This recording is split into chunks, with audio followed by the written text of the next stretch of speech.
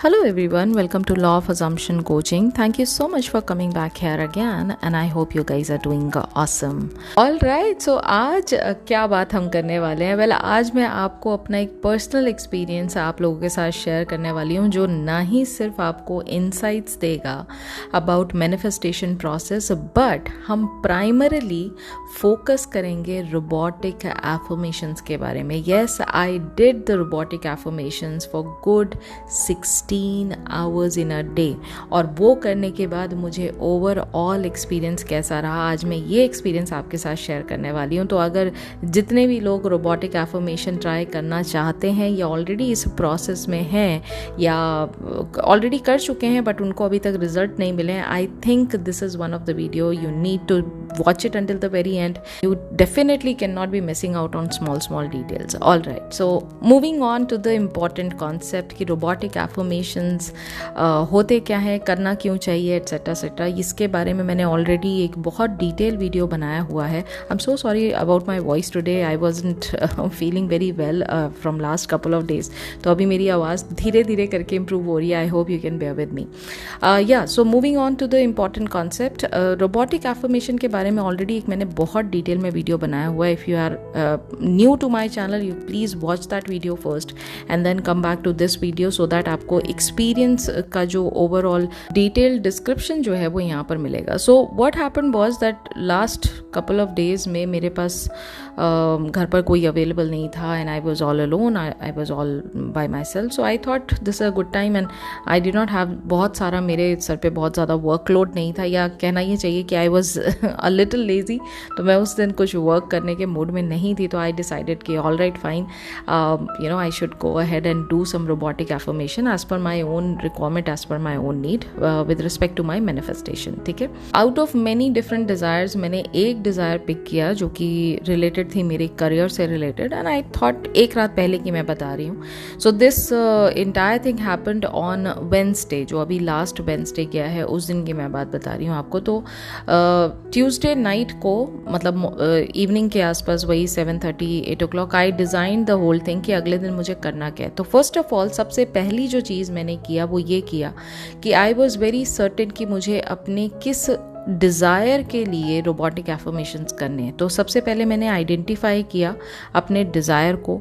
Once that identification was done, ठीक है, फिर उसके बाद मैंने उस डिज़ायर को जो कि मेरे करियर से रिलेटेड है तो मैंने उस डिज़ायर का फुलफिलमेंट थोड़ी देर के लिए आंखें बंद करके उसको विजुलाइज किया. उसका एंड सीन मैंने क्राफ्ट किया अपने माइंड में और ये फील करने की कोशिश किया कि जब ये कंप्लीट हो जाएगी मेरी डिज़ायर तो मुझे कैसा फील होगा, how can this feeling of fulfilment be felt by me. तो उसके लिए मैंने आंखें बंद करके कुछ देर अपने आप को काम डाउन किया and then I went to that state जहाँ पर मुझे ये सारी चीज़ें होती हुई दिखाई दे रही थी. You know whatever acme of height I want to achieve in my career वो मैंने दिमाग में डाला और उस तरह से अपनी चीज़ों को यू नो विजुलाइज करते हुए देखा. And yes it gave me that motivation कि yes this is what I really want and I was totally geared up कि ठीक है बस अब कल सुबह स्टार्ट करना है and this is completely in my control and I want to go ahead with the same desire of mine. Okay, now once that fulfillment was seen by me in my mind's eye, after couple of minutes, कुछ minute मतलब 15-1 minute के बाद फिर मैंने अपने हाथ से अपनी जो डायरी है उसमें उस फुलफिलमेंट को नोट डाउन किया. उसका पूरा एक्सपीरियंस जैसा मुझे फील हुआ वो सारी चीज़ें मैंने एक्सपीरियंस के तौर पे उसमें लिखा और लिखने के बाद उसमें सारे इमोशंस जो भी थे मेरे हार्ट फेल्ट इमोशन जो उस दौरान 15 मिनट में मैंने फील किया वो सारी चीज़ें मैंने पोर डाउन की. और लास्ट में मैंने उस डिज़ायर को एक्सप्लेन करते करते मैंने लास्ट में एक एफर्मेशन की एक पॉजिटिव स्टेटमेंट लिखी जो ये बताती थी कि ये पूरी की पूरी डिज़ायर मेरी ऑलरेडी हो चुकी है. So I have written down one affirmation जो ये बात को बता रहा था कि ये पर्टिकुलर डिज़ायर का कंप्लीशन हो चुका है. तो वो कुछ इस तरह से स्टार्टेड था, I am so happy and grateful that I have achieved XYZ thing in my life. ठीक है, I am so happy and grateful that I have achieved XYZ everything, जो भी मेरा डिज़ायर था वो मैंने वहाँ पर XYZ की जगह लिखा और इन माई लाइफ ये मैंने लिखा। शॉर्ट था, कंसाइज था, लेकिन उससे ये बात 100% पता चल रही थी कि जो मुझे चाहिए था लाइफ में वो ऑलरेडी मुझे मिल चुका है। Now this particular affirmation was written by me. जब मैंने पूरा का पूरा एक्सप्लेनेशन उसमें जो स्क्रिप्ट करना था वो मैंने ऑलरेडी कर दिया, और करने के बाद मैंने उस बात को महसूस भी किया कि हाँ ये मेरी डिज़ायर जो है ये मेरी कंप्लीट हो चुकी है। और वो एक तरह से काइंड ऑफ डिक्लेरेशन था कि ये इट इज़ ऑल डन। ठीक है, आप पॉइंट समझ रहे हैं, हर एक चीज़ का स्टेप समझ रहे हैं। यहाँ पर सबसे पहले चीज़ों को आइडेंटिफाई किया, आइडेंटिफाई करने के बाद जब ये बात का एहसास हो गया कि हाँ this is what you want really in your life, then I have closed my eyes और मैंने उस चीज़ को विजुअलाइज किया फॉर गुड 15 मिनट्स। 15 मिनट्स में मैंने अपने आप को कम्प्लीटली उस इमेजिनेशन में छोड़ दिया, जहाँ पर मैं अपने आप को अलाउ कर पा रही थी कि मुझे कैसा फील होगा ना। टू बी वेरी ऑनेस्ट, एकदम से इमीडिएट फीलिंग जो है वो बहुत ज़्यादा हैप्पी फीलिंग नहीं आई, क्योंकि it took me a little bit of time कि मैं इस 3D के स्टेज से निकल के मैं अभी 4D स्टेट में पहुंच के अपने आप को उस इमेजिनल सीन में एडजस्ट कर रही थी, क्योंकि अगर ये हो जाता है तो is this really what I want. And when मेरा जो वो 3D से अटैचमेंट जो भी था वो जब मैंने छोड़ दिया और मैं completely dwell in my 4D reality में जब मैं हो चुकी थी, तब I started feeling that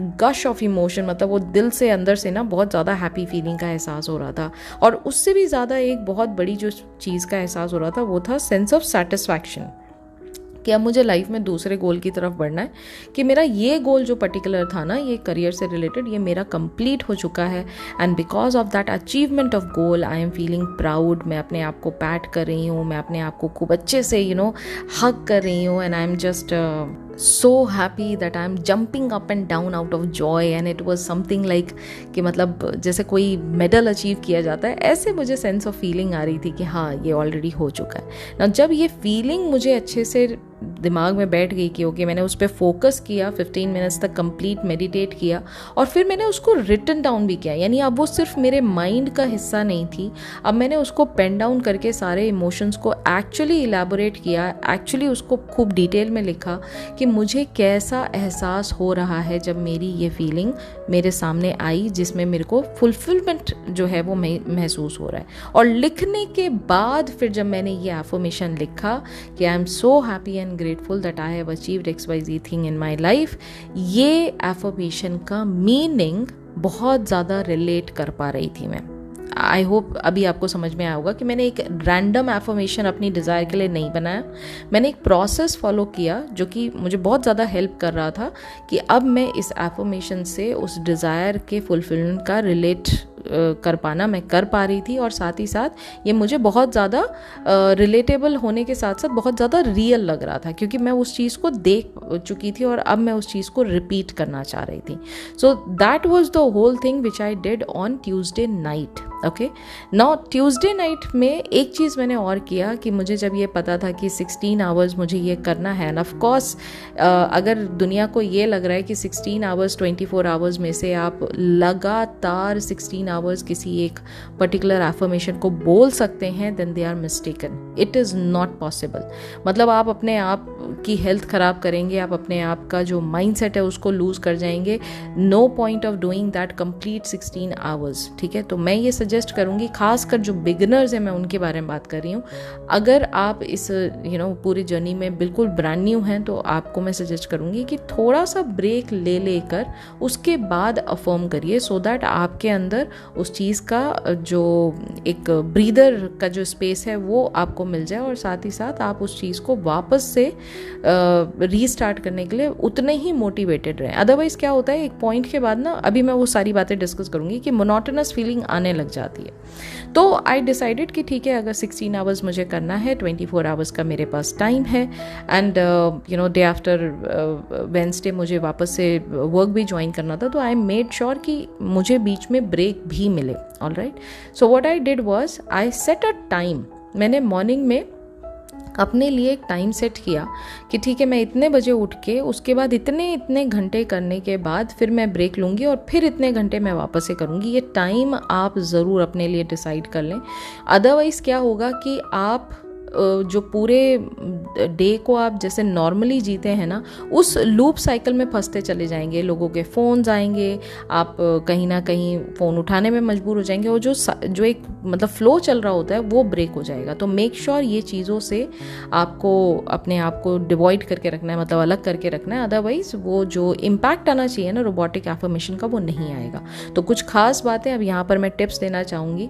number 1 is always decide what time you are going to start your robotic affirmation. सबसे पहले आपको ये डिसाइड करना है कि टाइम कितना रखना है। आप 10 आवर्स में कंफर्टेबल हैं, then make sure that you are doing the entire robotic affirmation for good 10 hours. Okay, अगर आप इस चीज़ को बढ़ाना चाहते हैं, देन मेक श्योर कि आप उस चीज़ के लिए तैयार हैं। अगर आप उस चीज़ के लिए तैयार नहीं हैं, देन प्लीज़ अपने रूटीन को थोड़ा सा ब्रेक कर दीजिए। 10 मिनट्स का ब्रेक लेने में कोई प्रॉब्लम नहीं है, लेकिन हाँ, अगर आप 1 आवर का ब्रेक लेंगे तो वो थोड़ा सा फ्लो को तोड़ देता है, तो आई वुडंट सजेस्ट दैट। लेकिन हाँ, 5 to 10 मिनट्स का एक ब्रीदर आप लेना चाहते हैं तो डेफिनेटली आप ले सकते हैं। That's number 2।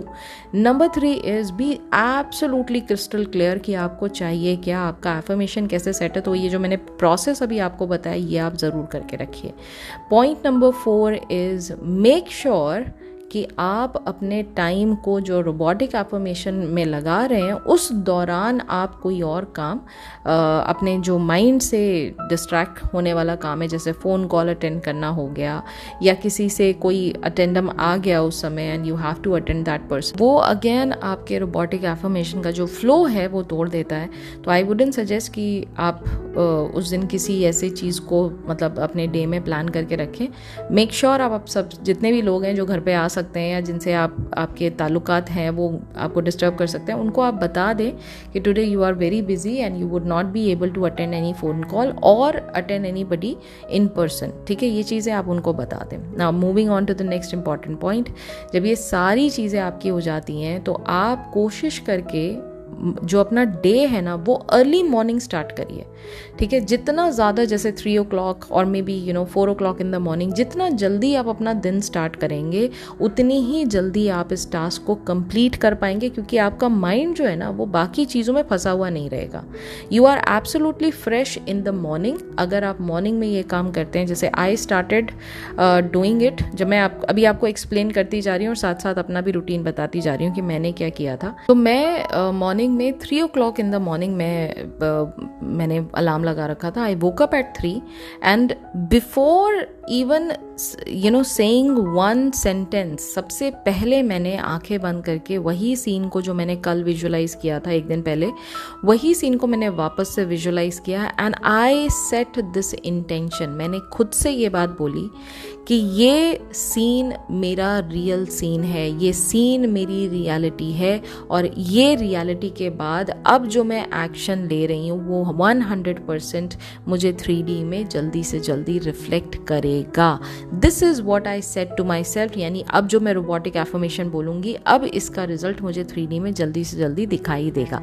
ये मैंने अपने आप के लिए एक इंटेंशन सेट करके रखा था, जहाँ पर मैंने ये क्लियर कर दिया था अपने सबकॉन्शियस माइंड को कि ये जो मैं तुम्हें इमेजेस दे रही हूँ ना, जिसमें सीन फुलफिलमेंट का दिखाई दे रहा है, और अब मैं जो रोबोटिक एफर्मेशन के तौर पे तुम्हें ये डिक्लेरेशन दे रही हूँ कि ये ऑलरेडी मेरी डिज़ायर जो है वो पूरी हो चुकी है। Now it is your job to bring this desire into my 3D reality ASAP, यानी जल्दी से जल्दी मुझे जो मैं कर रही हूँ काम, इसका प्रूफ मुझे तुम्हें 3D में देना ही देना है। That's what setting intention means, मतलब इसका सिंपल मीनिंग जो है वो यही है। अब जब मैंने इंटेंशन सेट कर लिया एंड देन मैंने विजुअलाइज भी कर लिया, now I started with my first robotic affirmation.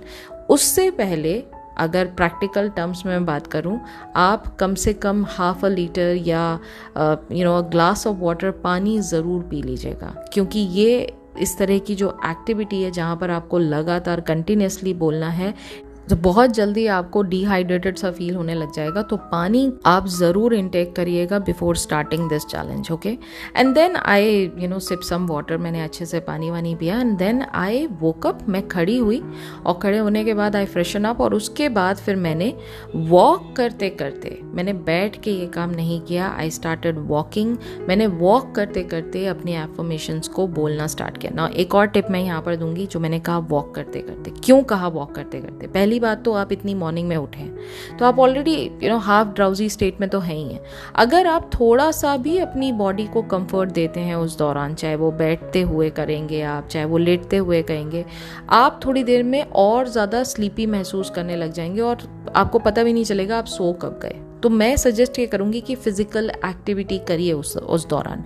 तो आई स्टार्टेड वॉकिंग, और मैं बहुत जल्दी वॉक नहीं करी थी, बहुत धीरे धीरे वॉक कर रही थी, क्योंकि मुझे पता था कि ये बहुत लंबा चलाना है, तो आपको थोड़ा सा अपनी बॉडी को भी धीरे धीरे करके उस स्टेज पर लेकर जाना है ताकि वो लॉन्ग रन में आपको सपोर्ट कर सके। ठीक है, एक और टिप मैं यहाँ देना चाहूँगी, अगर आप मेरे जैसे इंसान हैं जिसको हर एक चीज़ काउंट करने में बहुत मज़ा आता है, एक टारगेट है, टारगेट को कंप्लीट करने के लिए काउंटिंग उसके लिए बहुत ज़रूरी है, मैं ये सजेस्ट करूँगी कि आप एक टैले काउंटर, एक छोटा सा एक रिंग में पहनने वाला, ऐसे मतलब उंगली में पहनने वाला एक टैले काउंटर आता है जो डिजिटल होता है, उसमें ऑलरेडी वो लगी रहती है, बैटरी लगी रहती है, बस उसमें एक छोटा सा बटन होता है जिसको आप लगातार प्रेस करते रहेंगे तो वो काउंट करता रहेगा आपके लिए। जैसे आपका एक एफर्मेशन हो, आपने बटन दबाया, अपने राइट हैंड में रखा, फिर दोबारा एफर्मेशन कंप्लीट हुआ, फिर दबाया, तो वो एक तरह से आपके लिए एक टास्क हो जाता है। क्योंकि अब हो क्या रहा है, मैं अब आपको यहाँ से बहुत इंपॉर्टेंट जो टॉपिक है वो स्टार्ट होता है।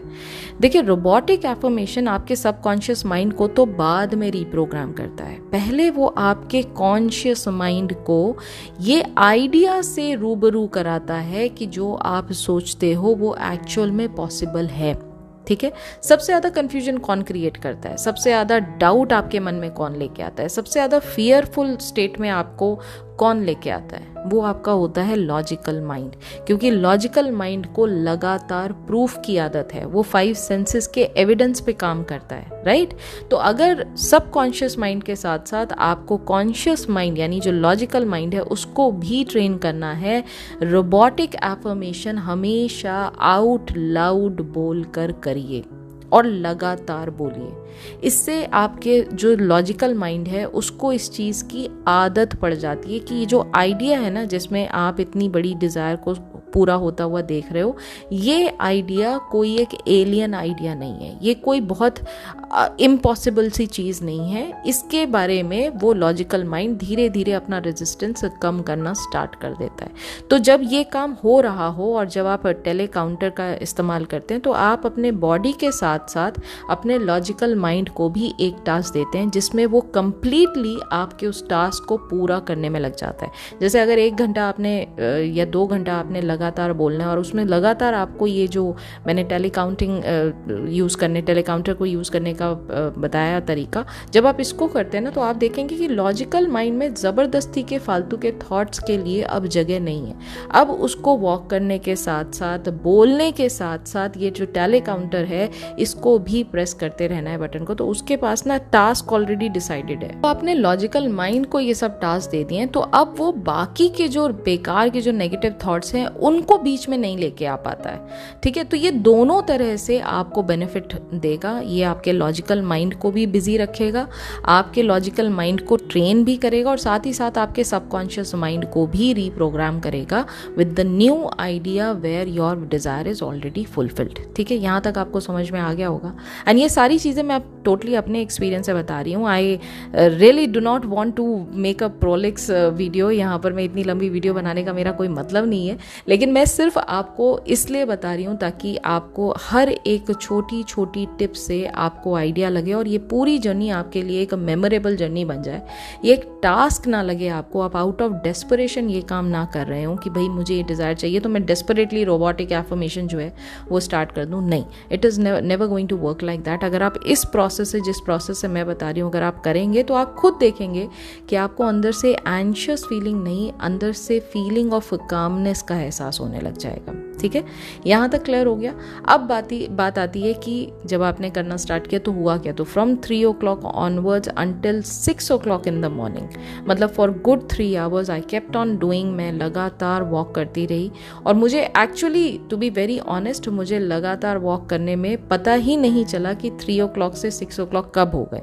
Because when you are into this job, जहाँ पर आपने एक टास्क अपने आप को दे रखा है ऑलरेडी, तो वहाँ पर ना माइंड टाइम नहीं देखता। और मैं ये सजेस्ट करूँगी कि क्लॉक अपने पास ना ही रखें तो ज़्यादा अच्छा है, क्योंकि बार बार आप आपका ध्यान अगर क्लॉक की तरफ जाएगा ना तो आप सोचोगे जल्दी से जल्दी इस चीज़ को ख़त्म कर दिया जाए। तो कोई पॉइंट नहीं है इतना जल्दबाजी करने का, क्योंकि ये पूरा प्रोसेस ना आपको आपके लिए है फर्स्ट ऑफ ऑल, और आपको ना इसको जितना एंजॉय करना चाहिए उतना ही आपको ये फीलिंग ऑफ सेटिस्फैक्शन बड़ी जल्दी एहसास होने लग जाएगा। तो एंजॉय करिए इस पूरे प्रोसेस को।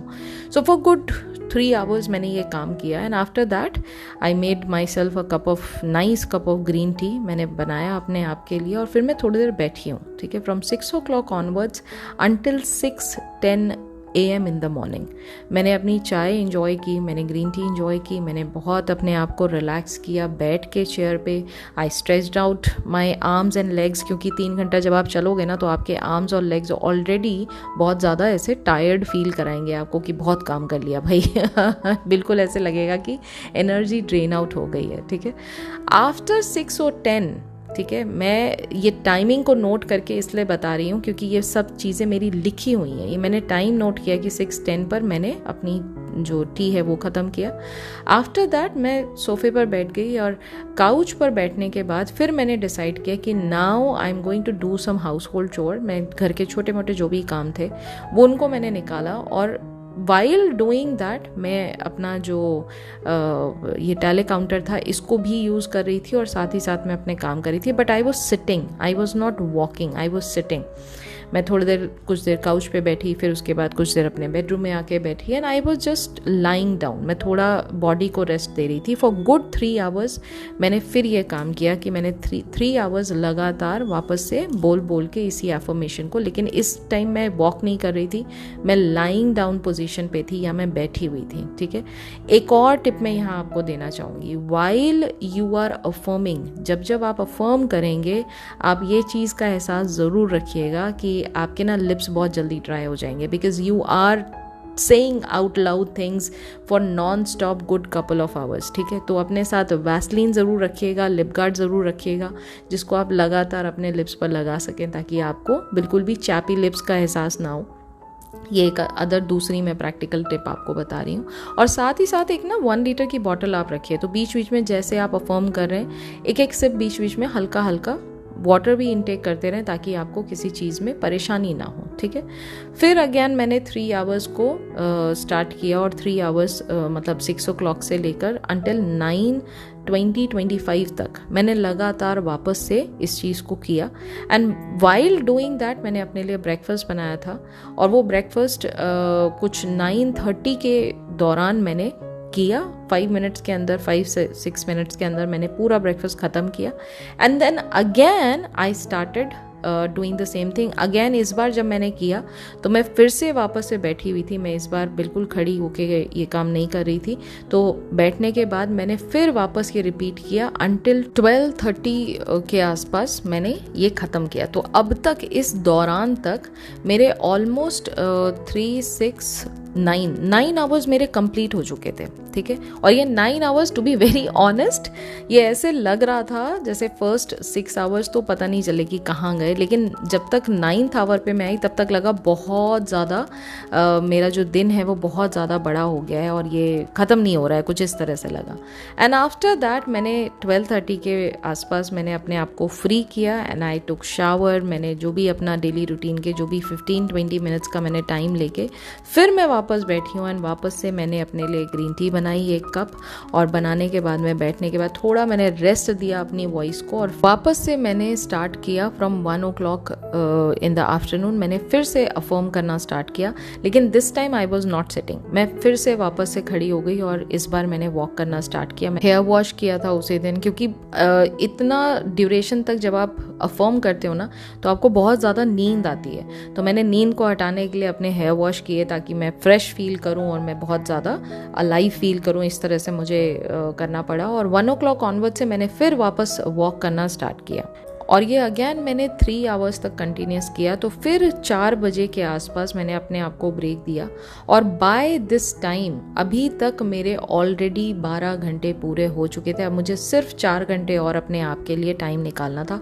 But trust me, by this time आप ऑलरेडी फिजिकली मेंटली आप एग्जॉस्ट हो चुके होते हो। अब आपको लिटरली टाइम चाहिए होता है कि अपने आप को रिवाइव करो। आप चाहे पावर नैप लो, आप चाहे थोड़ी देर अपने आप के साथ टाइम बिताओ, चाहे आप कोई एंटरटेनमेंट के लिए कोई वीडियो देखो, but really you want to get out of this monotonous routine, आप इस चीज़ से ना बाहर निकल के कुछ और करना चाहते हो, तो मैं आपको सजेस्ट यहाँ ये करूँगी for 15 to 20 minutes if you want to lie down and take a quick nap, that is going to be worthwhile, क्योंकि आप बहुत ज़्यादा रिफ्रेश फील करोगे जब आप दोबारा उठोगे, क्योंकि इस बार जो आपको करना है वो 4 घंटे का लगातार वापस से आपको 16 आवर कंप्लीट करने के लिए रिमेनिंग जो टाइम ड्यूरेशन देना है वो 4 आवर्स का देना है। By 4 PM when I finish this walk, अब की बार मैंने ऑलरेडी लंच जो है वो बना के रखा हुआ था। In the mean time lunch मैंने किया, और लंच करने के बाद मैं बिल्कुल बिना किसी सेकेंड थाट के I slept for good 20-25 minutes. तो ये पूरा प्रोसेस ख़त्म करने में मुझे 4:45 हो गए थे। The moment I woke up 4:45 4:50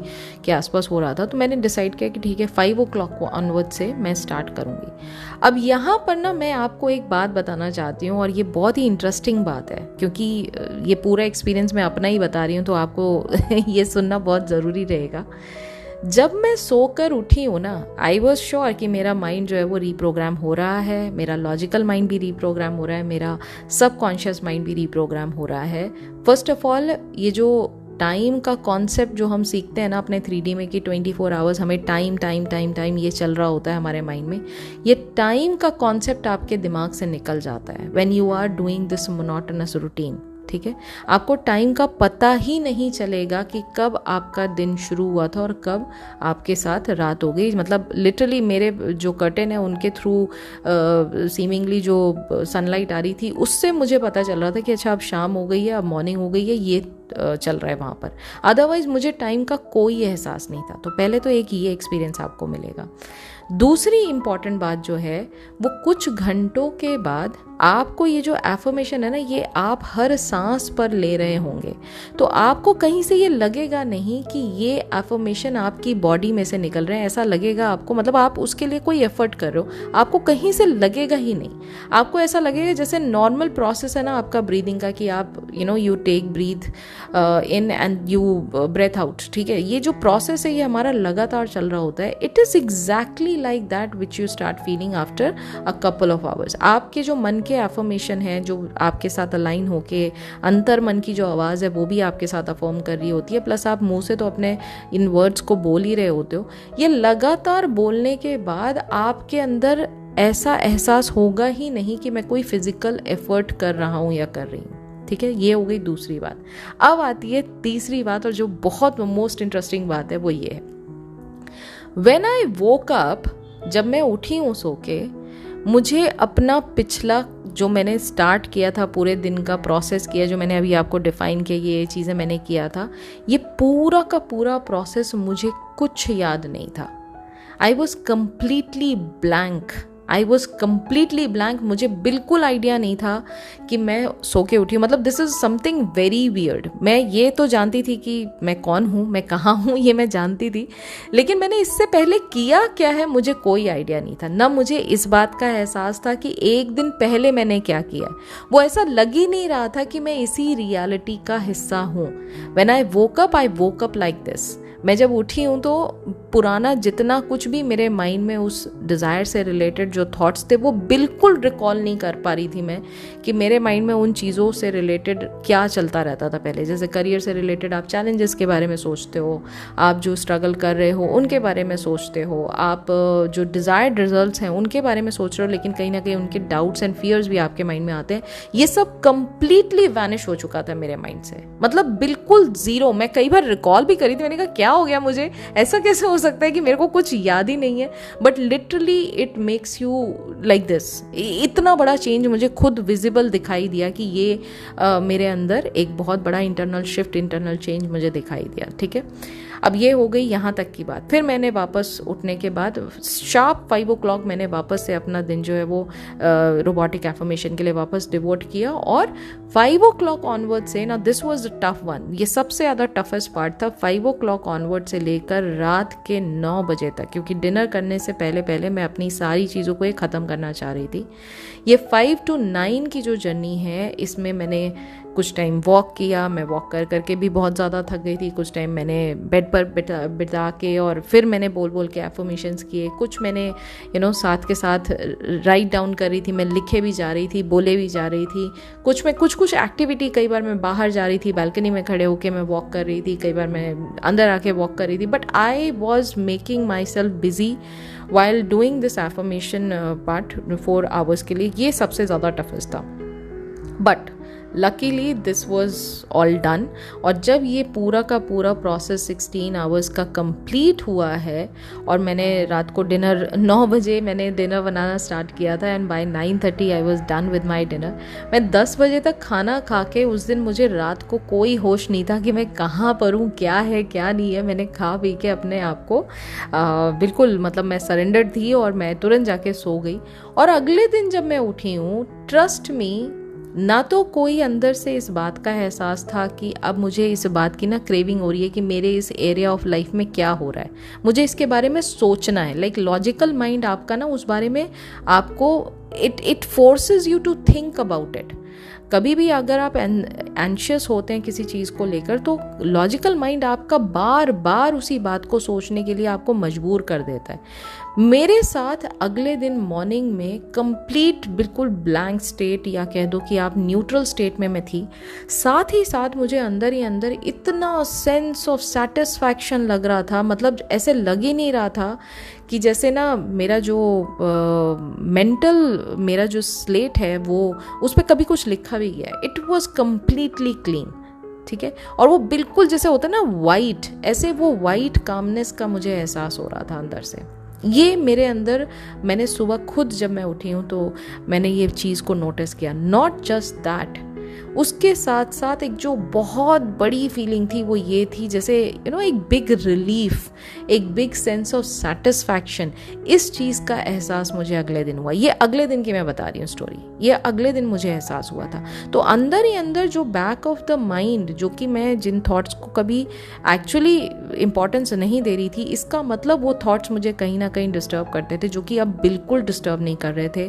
I was very happy, I was smiling after waking up in the morning. I did my meditation in the morning, और मैं अंदर ही अंदर मैंने जब लॉन्ग डीप ब्रेथ किया तो आई was just present in that moment.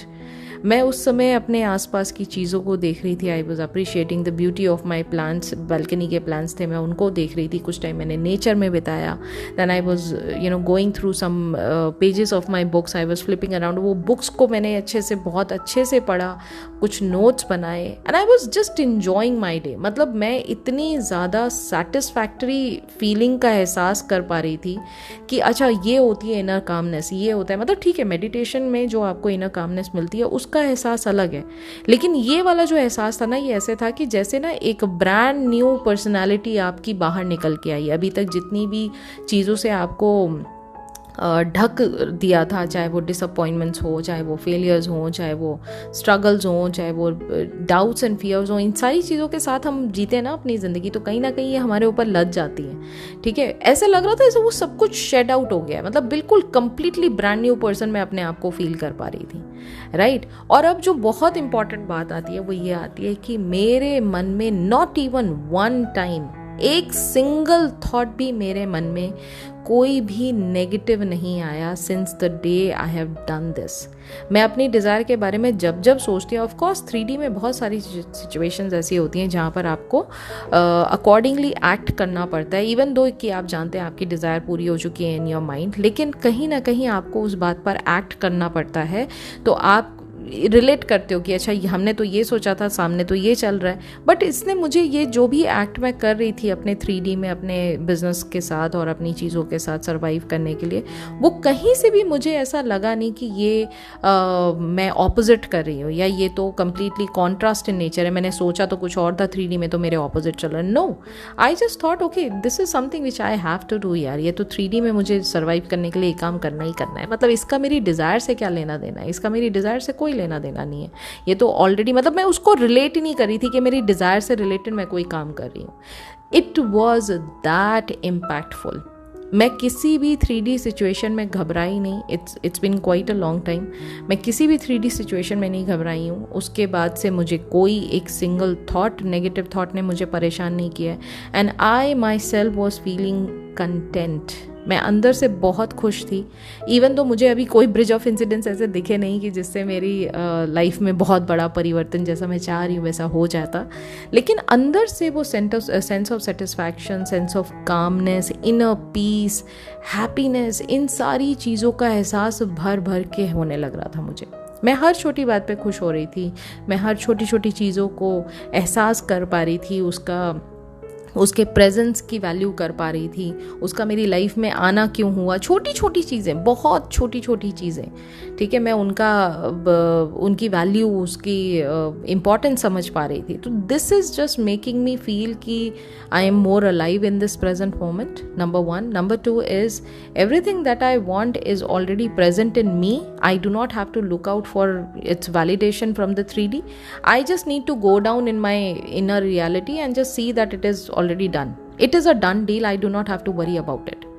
Right? तो जब मेरे अंदर इस बात का एहसास होने लग गया और इस चीज़ को मैं फ्रॉम दिस स्टैंड पॉइंट में जब चीज़ों को देखने लग गई, तो मेरा लाइफ की तरफ जो परसेप्शन था, यानी जो 3D में मुझे चीज़ें दिखाई दे रही थी, वो परसेप्शन भी मेरा चेंज हो गया. Okay, and not just that, after 3 days I started seeing some results in my 3D also. तो जो भी मैंने किया था 3 दिन के बाद उसका छोटा छोटा फॉर्म में, जैसे कहीं से कोई गुड न्यूज़ आ गई and I started getting more clients, और बहुत सारी इंक्वायरी आने लग गई, और एक साथ मतलब मेल पर, व्हाट्सएप पे, फ़ोन कॉल्स पर लगातार मेरे पास कई सारे लोगों ने अप्रोच करना स्टार्ट कर दिया जिनको मैं जानती भी नहीं. मतलब एक होता है कि आप चीज़ों को प्रमोट कर रहे हो तो आपको पता है कि वहाँ से तो रिजल्ट आएगा ही आएगा. Without even promoting anything I started getting some good calls and conversion ratio भी अच्छा रहा, सब कुछ काफ़ी अच्छा रहा. तो अभी भी वो चीज़ें चल ही रही हैं. आई एम नॉट सेइंग कि हाँ ये हो गया, डन डील था, अभी भी लगातार चल रहा है, ऐसा कुछ नहीं है. लेकिन अंदर से जो एक इंटरनल फीलिंग थी उस बात के बारे में मैं आपको बताना चाह रही हूँ यहाँ पर, कि वो बहुत ज़्यादा पॉजिटिव बाय नेचर रही, और अंदर से इन बातों का बिल्कुल एहसास होना बंद हो गया कि कोई चीज़ मेरे कंट्रोल में नहीं है. मुझे साफ साफ ये लग रहा था 3D से मेरा कोई लेना देना नहीं है. मुझे अंदर से इस बात का एहसास हो चुका है कि मेरी डिज़ायर ऑलरेडी फुलफिल हो चुकी है. अब मुझे 3D में इस चीज़ को लेकर दिमाग में कोई टेंशन नहीं रखनी है. एंड ट्रस्ट मी, उसके बाद से मैंने अपनी डिज़ायर के बारे में सोचा भी नहीं है. It is just that I thought मैं ये वीडियो आपके लिए बनाऊँ, और ऑलरेडी देख रहे हो आप कितनी लंबी वीडियो हो गई है, बट ये सारे एक्सपीरियंस को मुझे आपसे शेयर करना था ताकि आपको पता चले कि 16 आवर्स जो रोबोटिक एफर्मेशन का चैलेंज दुनिया ले रही है, और उससे उनके एंड जो सीन है उसमें क्या क्या चेंजेस आ रहे हैं, ये आपको समझना बेहद ज़रूरी था. और सारी कहानी आपसे ही शुरू होती है. तो अगर आपके अंदर ये इंटरनल शिफ्ट एक बार आ गया तो 3D से तो ऑटोमेटिकली आपको चेंजेस दिखाई देने लग ही जाएंगे, उसमें तो ऑटोमेटिकली चेंजेस आने लग जाएंगे. तो yes, this was the overall experience of me trying robotic affirmation for good 16 hours.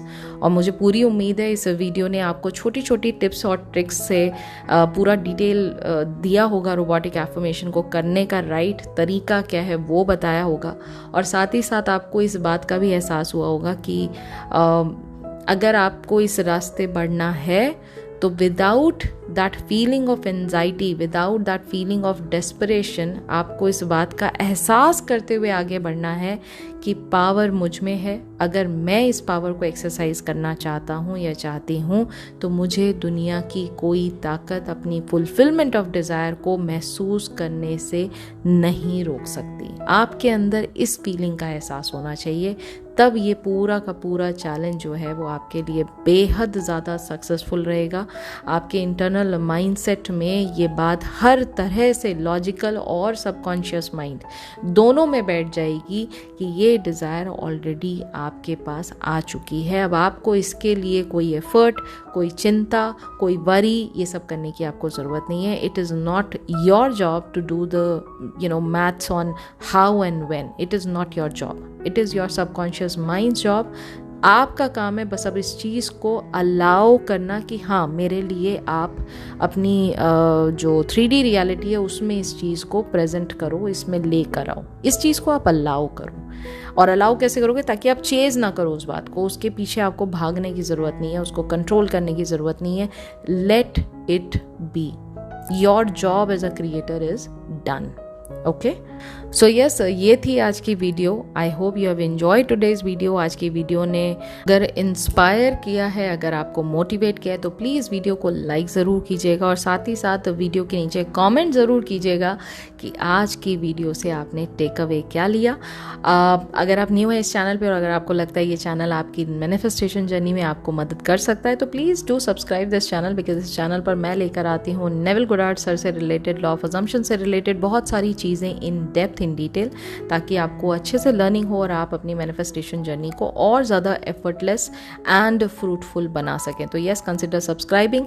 अगर आप VIP मेंबरशिप प्रोग्राम ज्वाइन करना चाहते हैं, नेविल गोडार्ड सर की टीचिंग्स को और ज़्यादा डिटेल में लर्न करना चाहते हैं, you can always join my VIP membership program. बहुत ही छोटे से नॉमिनल अमाउंट में ये मंथली सब्सक्रिप्शन आपको मिल जाता है, जिसमें नेविल गोडार्ड सर की बहुत सारी बुक्स, हर तरह के लेक्चर्स उनके हम कवर करते हैं पैरा बाय पैरा हिंदी में, ताकि आपको उसकी सारी डिटेल बहुत ही आसान लैंग्वेज में आप तक पहुंच जाए. तो if you want you can join this as well. और अब मैं मिलूंगी आपसे कल. तब तक अपना ख्याल रखिए एंड हैप्पी मैनिफेस्टिंग.